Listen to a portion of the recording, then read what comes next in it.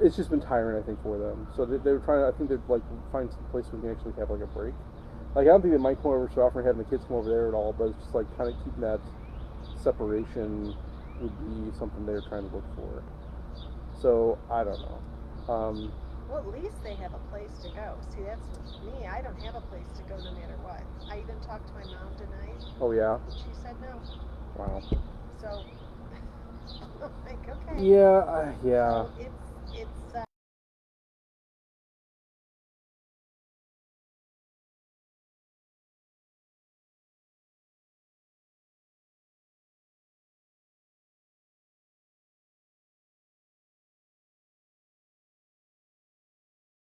was I asked, Exactly. That's good. and I Yeah. really, since I expected that answer, I'm okay with Yeah. that. I mean, it hurt, Yeah. but I'm okay with it. Um, but I kind of feel like, okay, well, that's fine. Well, yeah. I think it's yeah. But after she was, after, she came over Saturday, or Sunday to take a look, I came up, went to adoration. Mm-hmm. And, one of the things that I have a question on is like, I don't know, I still feel like I don't hear God, you know? Mm-hmm. And maybe it's because I need my answer sooner than later type of thing. But when I was praying, one of the first things I said, okay, I know I'm, going to ask for this in a timely manner, but what am I supposed to do? And Yeah. the first thing that came to my mind was trust. The second thing was, are you running away? Oh, interesting. Yeah. and and I thought, well, yeah. Yeah. I mean, I am, Right. but I'm not. If Yeah. that makes sense. I Yeah. mean, Um, so I don't really know. But the hardest part is I don't usually hear like other people. They'll say, oh well, I just pray about it. And this is what I was told. And, this is what. And I'm like, yeah, okay. Yeah. No, I think that's one thing. So like prayer, we talk about prayer life. There's no wrong way to pray, but like the question is, how do we hear God? And I think that's some mystics, some people actually do hear a voice, and that's great. Um, but I don't think many people do.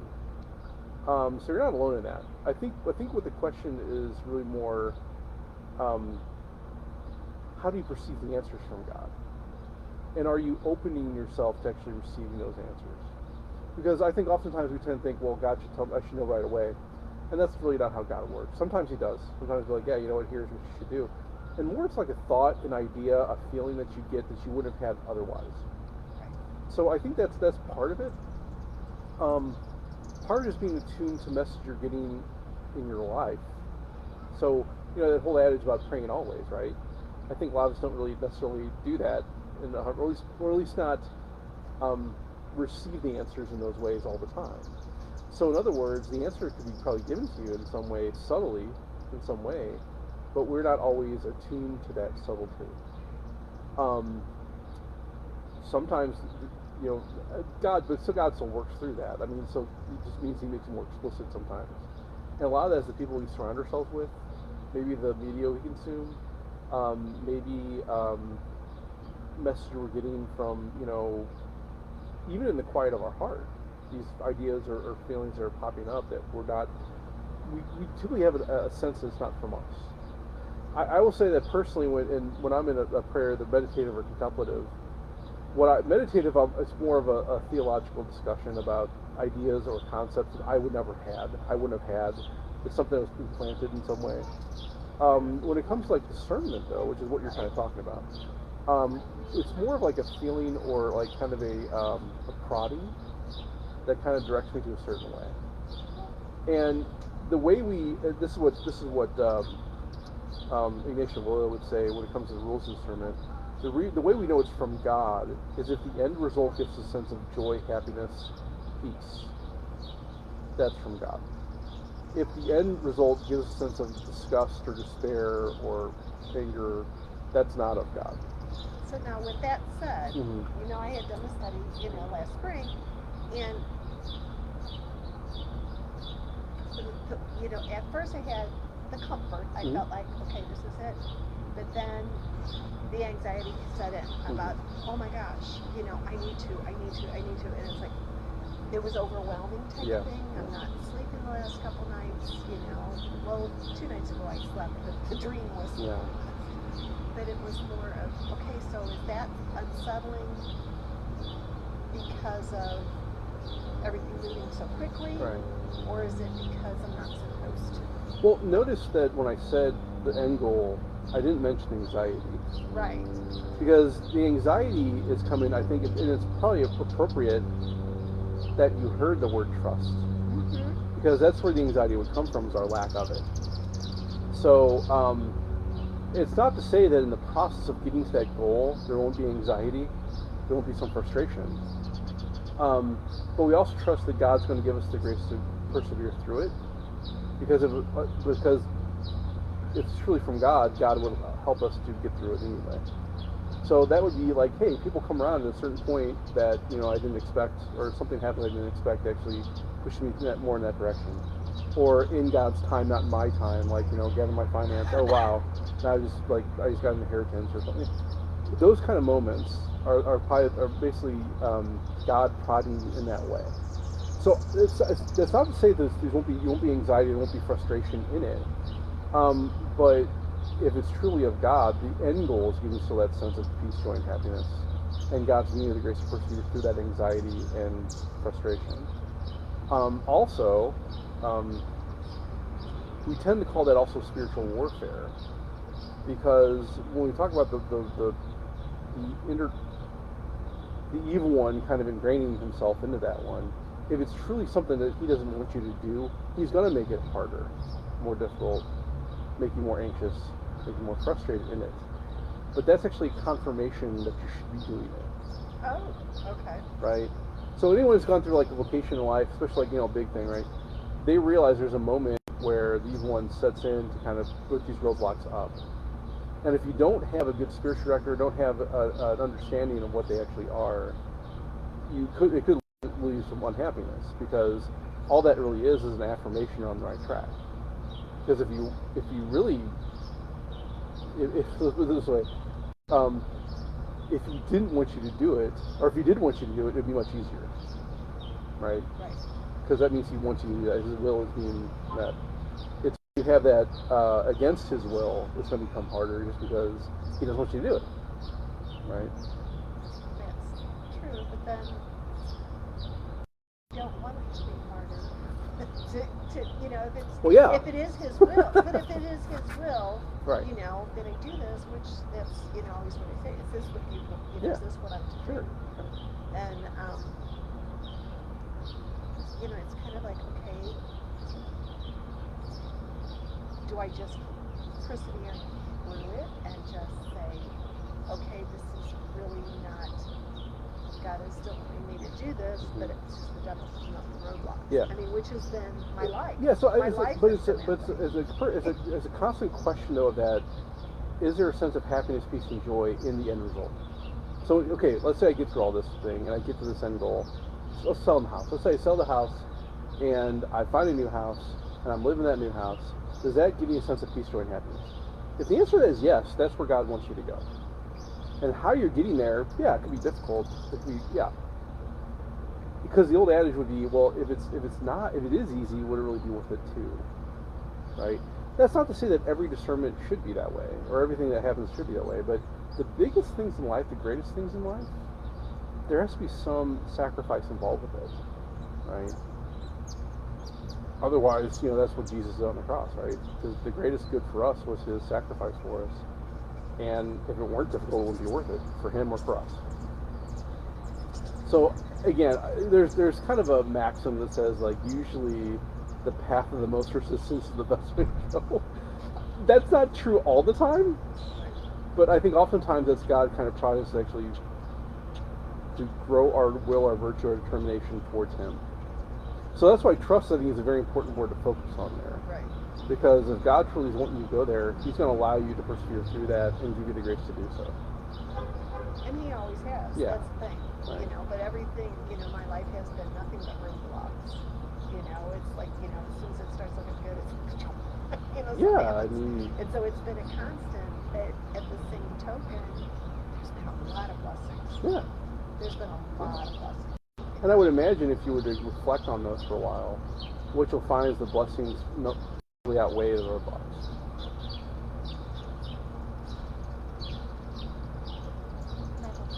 Yeah. And I think that's. There were some major roadblocks. Sure, I guess sure. so. But I think that, I mean, it's one. There's that adage about the roadblocks, the difficulties in our life, and what define us. And I think that's something that's true. That in our difficulty, we tend to learn who it's a self-knowledge thing. We tend to learn who we truly are, and also actually learn what our relationship with God is, right? So I think, unfortunately, some people tend to despair in those things, and that is unfortunate because God still loves them in the midst of it. But we have a choice in it. That's kind of where free will and self-determination really come into play, right? Some people call it predestination, or I would say that what our destiny is compared to what our free will allows us to do.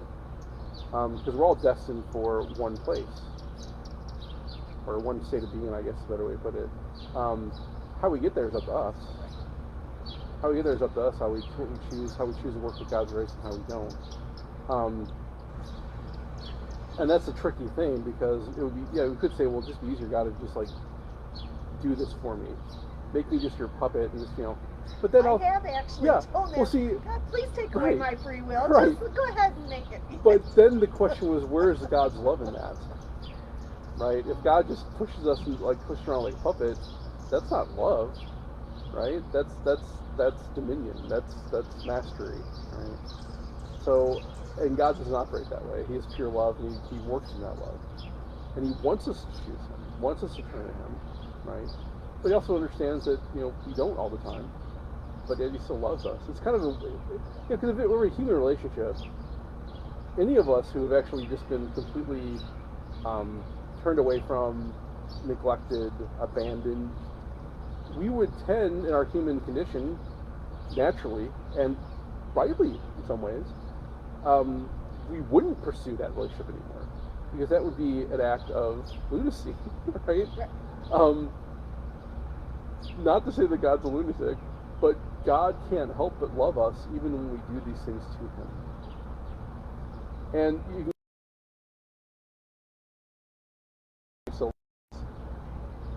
and when you kind of put in that context, it's like, man, how unworthy am I? But then also, what am I doing to change that relationship so I am better with Him? Right? I think it's always a discernment that everyone has constantly asked themselves and work. I mean, no one has it perfect. Nobody does. Even the great saints never had it perfect. And I think that should give us some comfort. Because if they can get it wrong, that means we can too. Yeah. Great. With that said, I not too long ago, just within a month, I had realized, because before that I was kind of at that point where, okay, if something happens, especially when so much of the pandemic was going on, and it was like, okay, I have peace. I get it, and I have peace with it. I've got things set up for the kids, and things like that. Not that I want to go, but if I go, I'm at peace with it. Oh yeah. But then you mean like if you got COVID and died, or you're talking about in general? Yes. Oh wow. Okay. All right. Okay. I don't want it, but it was kind of, things were happening too quick with things around me, and I was trying to be safe, and was like, I need to just be okay with this instead of being caught up in the anxiety of catching it and all that. So it was more of in that place than something else. It was more like, I'm doing all the precautions, but if I get it, I get it. I'm okay with, it was more of that kind of thing than I wish I was dead. Yeah. It wasn't that. Yeah. But then just, recently I started thinking, I thought, but you know what? If I went, I'm not ready to see God yet. I'm not worthy to be able to see Him, and I don't want to go until I am. Yeah, well, I don't feel like I got a long way to go. Well, we call that holy detachment, right? Being detached from the things of this world, meaning that, and I think there's a way we can still say that I'm not really ready to go, but if I did, I'm okay with that, right? And I think part of that though is also a recognition that I don't have control over that. Right. It's not up to me when I go. Right. how prepared am I when I go, and then also how much do I really trust in God? Because I think the way to look at this too is we tend to also look at like the afterlife or like after this life. We only want to, well, but purgatory really is not a bad place to be at. It's like, you say, well, I'm not ready. I'm not. Well, yeah, but just the fact that we love God is really enough, sufficient for our redemption. And so, even if we have sin in our soul, that's the point of purgatory, is that we can kind of detach ourselves from these earthly things to completely give ourselves to God, right? So, everyone in purgatory is destined to heaven. I think I was made that clear because I think sometimes we get this mindset that, like, oh well, grandma's in heaven. Well, we hope so, but I mean, chances are that all of us are going to spend some time in purgatory, right? None of us are going to be, our souls are going to be completely perfect to the point where we actually enter heaven. It's very rare when that happens. I'd say it doesn't happen. It's rare. So I think it's important to recognize that too. That look, if I go now, I go tomorrow, I'm going to trust in God's love and mercy for me because I love Him, and that even if I'm not in heaven, I'm still going to be destined there, no matter what, right? And that's not presumption. There's a difference between presumption and like that trust. I think we talk about like Thomas Aquinas. He always makes distinctions, and I think it's important to make those distinctions because there's a difference between presuming I'm going to be in heaven or purgatory for that matter, and trusting God's love for me that He will allow me to perfect myself to get there. And I think it's also important to recognize too that the most used sentence in the entire Bible is "Be not afraid." Right? And I think that there's a reason he keeps on using it over and over again in Scripture because, well, when he uses it, usually there's a miraculous thing or something of a terrible, fearful act that people don't recognize as God. So it's often thought that if one to witness an angel, a human being cannot distinguish between an angelic figure and God Himself. And so when an angel would come, there's always a fear that, oh wait, this may be God. In case if I look upon him, I'm going to die, right? So that's why the angel's message always starts with, "Be not afraid," right? Okay. Don't worry. Okay. You're not going to die. Right? Well, that's good. Yeah. So yeah, I think that's a good thing to keep in mind when it comes to like these things, whether it's discernment or these events in our life. That first off, be not afraid, and second, I think like you recognize, look, I'm detached from this world. I can go and trust that God's going to take care of me, which is great. It's a good place to be. A lot of people aren't. They're not really there. There's this fear of death, and I think COVID really kind of made that abundantly clear. It kept on being asked over and over again, well, what's worse than dying? Well, there's a lot of things worse than dying. And that's why we have to be on guard and be not afraid. I don't know, I kind of had an attitude when it came to COVID, like, if I get it, I get it. And I got it, and it was, I guess I was blessed to have a very mild case, and it was fine, great. But also, even if I were on a ventilator and stuff, like, okay, all right, whatever. So, that could just be the Irish in me, though, too. It's just like, the kind of like, yeah, death is part of life, and people die, what can you do about it? So, yeah, good. I don't know. It's kind of one of those things. It's the never-ending story of, okay, well, when you go, I really don't want my family to have to go through an expensive thing. Sure. So it's like, there's like, okay, so what do you want me to do? Yeah. Well, I don't really care. Yeah. I don't want you to spend the money. Yeah. So quite frankly, just throw a party, enjoy yourselves, and in fact, at one point, this is, this was where I was at. I says, well, just put me in the corner in a chair with a drink in my hand and a smile on my face, and have a party. And the kids, oh, Mom, it's just morbid. And I'm like, well, some cultures they do. Really they do that in some cultures. Well, I didn't mean it, really, but I thought it was funny. It was like, I really don't want you to spend money for people to be standing around crying. Yeah. I just don't want them to go through that expense. Well, it's interesting. Oh, sorry, what were you going to say? Well, it's like, but then, what do? Do you, do I get married? Do I, my nephew, who was a doctor, said, you are not going I talked to him about the answer is no. Oh, okay. Do not. All right. And I said, okay, I won't. Do you have any reason behind that? Yeah. Body is not respected. Okay. Okay. Yeah. And he says, no, do not. I think it depends on who you're doing it to a lot of times, but yeah, I think for the most part, a lot of institutions, they don't necessarily, yeah.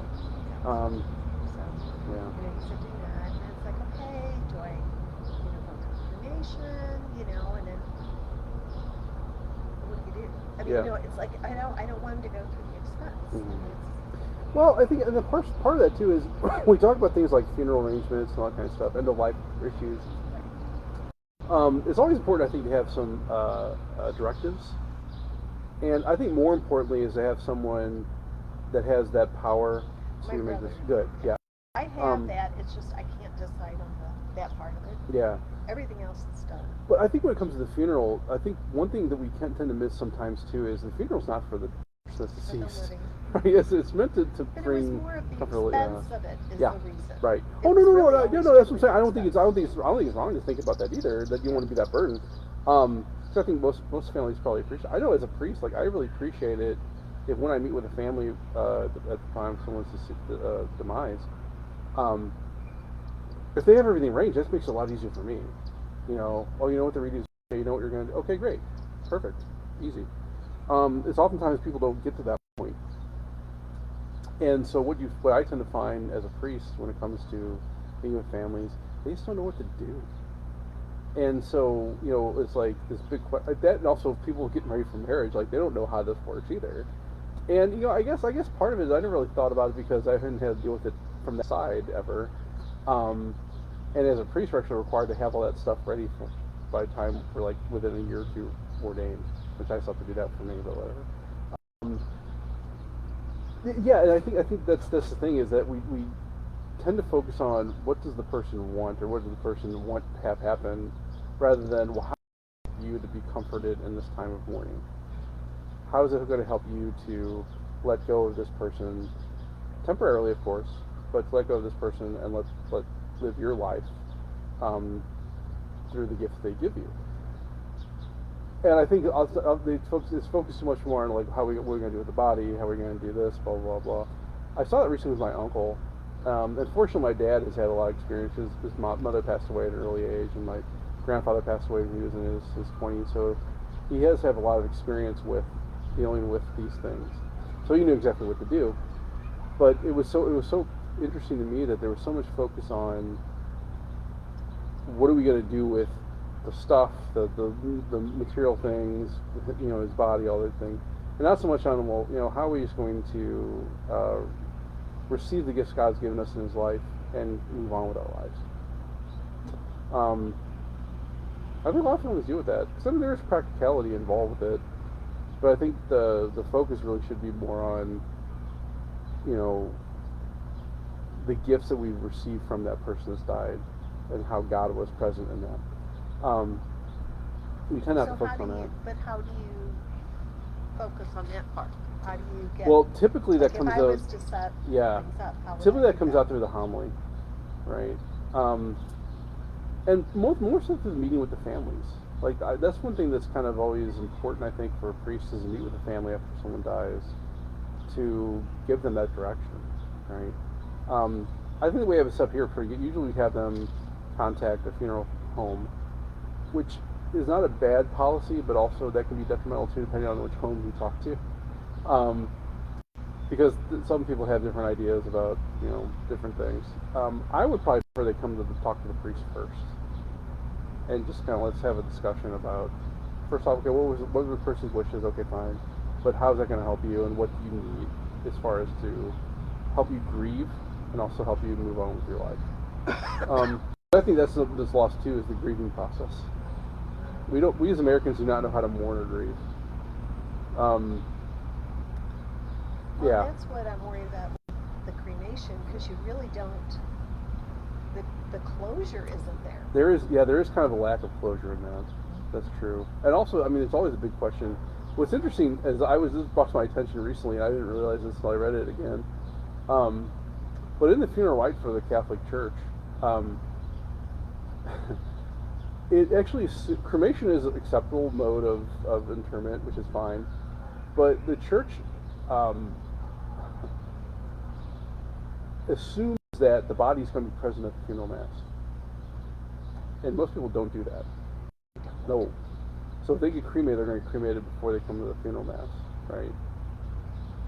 So what the rite envisions, though, is the body's there and the cremation happens later. Yeah, a lot of people don't realize that either. And a lot of times we don't necessarily bring that up because usually it already has happened by the time people come to talk to the priest or whatever to do. Okay. You know? I didn't realize that part. Yeah, I think it's interesting because I think that's not something that's really talked about. And it's not that it's like wrong if it doesn't happen that way, but it's just that the church envisions that funeral, that the whole funeral is a continuous liturgy that starts with the death of the person and ends with the interment. So there's a lot of steps in between there that the church would say, yeah, it's probably better for the family that the body be present for a certain amount of things, that there is that kind of type of closure, right? So it may not necessarily have to be at the funeral liturgy, at the funeral mass. Maybe for the vigil, or maybe for like the reception. That's what I was thinking. Yeah. I was wondering, well, if you do the whole all in one day type of thing, if you do the mass and have the body and go with that, and then the body then is cremated after that, that's okay. Yeah, and but then they would have that time to be able to do the mourning, and then. Well, but if you're going through the expense of having well, a casket. that's the argument. That's the argument against it. Is like, well, they have to pay for a casket or rent it, and like, yeah, and that's the thing. It's so that's why the circumstances do matter. As far as like, well, I don't want to add that expense. Okay, I'd say you should. And see, my finances. I want to take care of it ahead of time, so that my kids don't have to incur that. Right. And so, with me, it's like, quite frankly,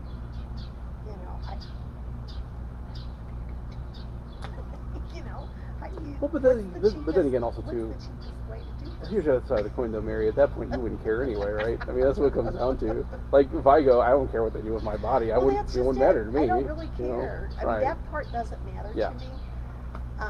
It's just I don't want them to have the expense. That's bottom line. Yeah. I don't want them to have the expense. Well, now we're starting to discuss, like, this funny now. They're coming up with different ways now of the disposing, for lack of a better word. There's all these ways now that the church would say that's not really because of the respect due to the body. Again, with your son's point about what do they do with the body, right? Now places are kind of like there's a hydrology process where they basically compress the body down to a certain amount of powder, and then the rest of the remains are kind of flushed out into a sewer. That's not really great. Some people are actually having jewelry made out of the remains. Yeah, I heard about that, and I thought it was supposed to all stay intact. Well, it should, but even that would be illicit because the question is, so here's when it comes to the remains of the person, what the church envisions is, okay, look, the body, the sacredness of the body is still kept, and because the body is still sacred, it's a creation of God, it should be venerated, right? So in other words, like sometimes you get people like, I want to put grandma, sprinkle on some flowers, put them on the mantle. Well, okay. If you're willing then to open your home up to certain hours of the day for the public to come venerate grandma, that's okay. You have to make that public and say we're going to open up our home or open up our garden, whatever, for 3 hours on Tuesday from 5 to 9. Okay. Well, great. If you can do that, fine. Now, most people end up not wanting to do that, though, because you don't want strangers coming to your house for 2 or 3 hours a day. I wouldn't mind. They can come visit me. Well, that's exactly why we have places we return things, because that people can come at given hours of the day to do that, right? Pray with the remains, all that kind of stuff, too. These other things like jewelry and all that kind of stuff. Well, the problem is, what happens if you lose the ring, or what happens when, let's say, you die, and then what happens to the ring? Is it get handed down? Is someone going to have control over it? It raises more issues than it really helps. So I think the main issue with some of these ways they're doing is like, well, it's environmentally friendly. Okay, maybe. I don't know flushing grandma down the sewer is really a great environmental impact, or really a lesson about that. But um, you're still not recognizing the sacredness of the body. And even things like cremation, that was for a long time looked down upon, not because it was necessarily illicit to do that, but cremation started as an act of desecration of the body and an actual act against the resurrection of the body. So in other words, when creation was first made, it was actually for about non-Christians who were denying the actual church teaching of the resurrection of the body. So then how did it all change? Well, because it comes down to the intention.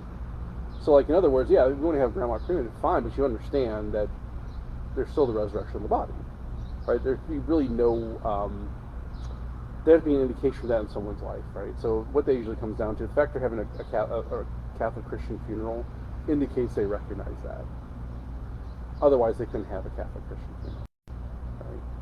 So what is the minimum amount? The question always, what's the minimum amount to actually do that? Well, as long as the person had some form of prayer in their life, in the course of their life, that would basically make them eligible to receive Christian burial. So that's kind of the indication. And provided no one has actually explicitly said they don't believe in it throughout the course of their life, or they've recanted that. So it's kind of technical in a way, but I think it's important because that's the tenet of the faith, and so we don't want to basically deny somebody the truth, or also uphold somebody who's living a lie. I think that's the way to put it. But there's all kind of gradations in that too. So. Do they ever ask questions online? They do, but I don't think anyone's on. So no one is on Zoom. Yeah, I was just curious if they type in the comments or. Well, now it's funny because on Facebook we have 6 people apparently watching. 2 people said thumbs up, which is awesome. No comments though. Let me check on YouTube. Usually YouTube doesn't have anything, but yeah, they got nothing.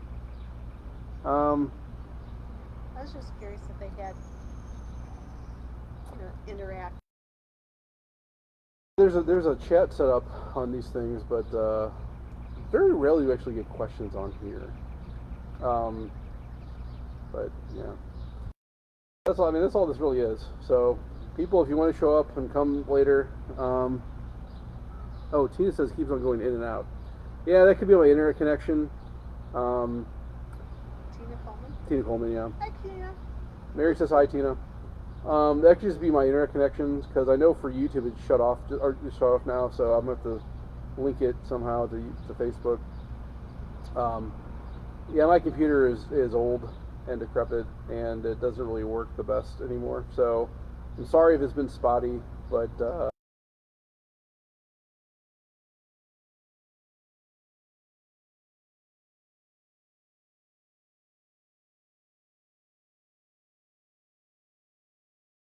sorry.